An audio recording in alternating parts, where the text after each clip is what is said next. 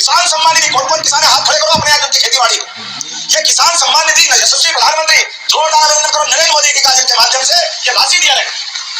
लेकिन हमारे किसान भाइयों को ये भारतीय जनता पार्टी है जो इस बात का बराबर हिसाब रखती है, या तो सीमा पे जवान या खेत में किसान, दोनों के लिए बराबर सम्मान यह है भारतीय जनता पार्टी। एक अपनी जान की बाजी लगा करके सीमा की रक्षा करता है, एक अपना खून पसीना बहा करके हर भूख के लिए इंतजार करता है, जाकर के उनकी खेती बाड़ी से लोगों का पेट भरता है। लेकिन दुर्भाग्य से कांग्रेस ने कभी 75 साल में एक किसान का कोई भला नहीं किया, लेकिन जो धीरज है वो भी लूट लिया, वो भी नहीं दे। अरे गंगा मैया आप थोड़ी दया करना, इनकी हड्डियां भी मत स्वीकार करना, इनके लिए कितने पाप होता है, इनके कर्म ऐसे है, इनके लिए याद रखना। ये कौन से दौर में हम पहुंचे हैं, ये कहाँ की दुनिया है।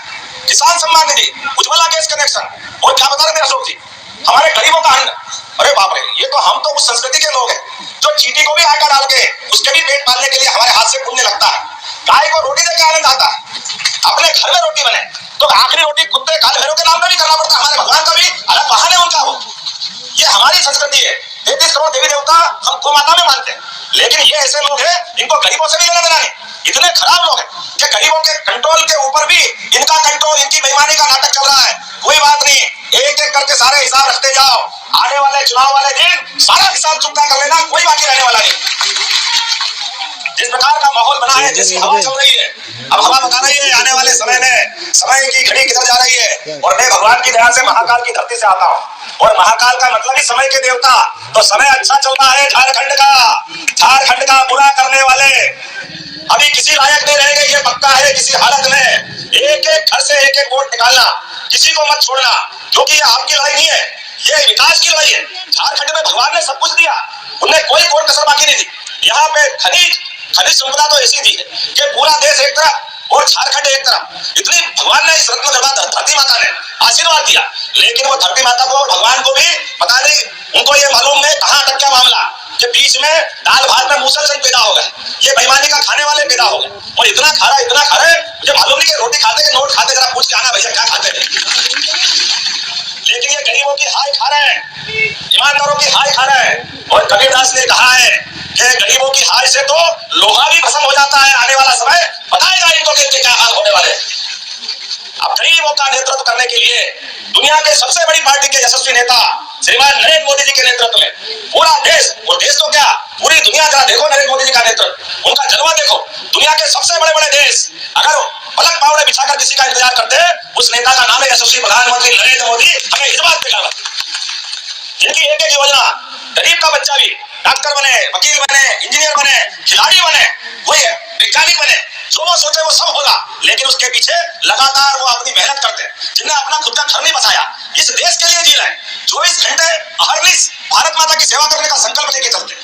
हमारे बीच ऐसे उज्जवल धवल एक ऐसे नेता, उनकी पार्टी, लेकिन उनको भी और हमको भी हम सब मिलकर विश्वास दिलाएं कि आने वाले चुनाव में किसी भी हालत में हमारे यहाँ पे झारखंड के अंदर, और वैसे भी दिवाली आ रही है, आ रही कि नहीं आ रही है दिवाली किसको कहते हैं? अगर लक्ष्मी माता का चित्र नहीं हो, प्रतिमा नहीं हो, तो वनस्पति के हिसाब से दिवाली में आपको अगर माता लक्ष्मी के दर्शन करना है तो केवल कमल का फूल खिला देना, ये अपने आप लक्ष्मी माता की पूजा हो जाएगी।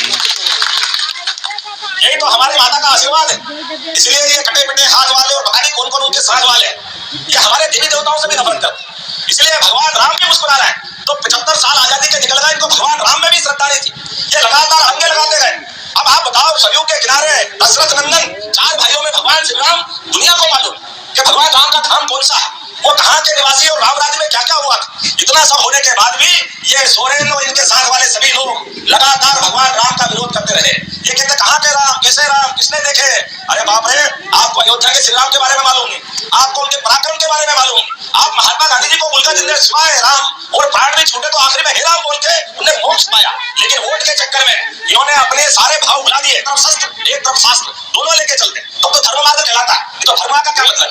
धर्म का मतलब ही है कि जहाँ धर्म हो वहाँ धर्मानुरागी खड़े होंगे। मुझे इस बात को कहते हुए आनंद आपको बताना चाहूंगा, हमने हमारी सरकार के माध्यम से सब त्योहार आनंद के साथ सरकारी स्तर पर मनाना चालू किए। मुख्यमंत्री भी, मंत्री भी, विधायक भी, सांसद भी, सबने धूमधाम से शस्त्र पूजा की। करना चाहिए कि नहीं करना चाहिए? अपने में से अगर करना चाहिए तो ताली बजाओ। और जब हमने शस्त्र पूजन भी किया और आने वाली दिवाली के बाद दूसरे दिन गोवर्धन पूजा भी करेंगे, करना चाहिए कि नहीं करना चाहिए?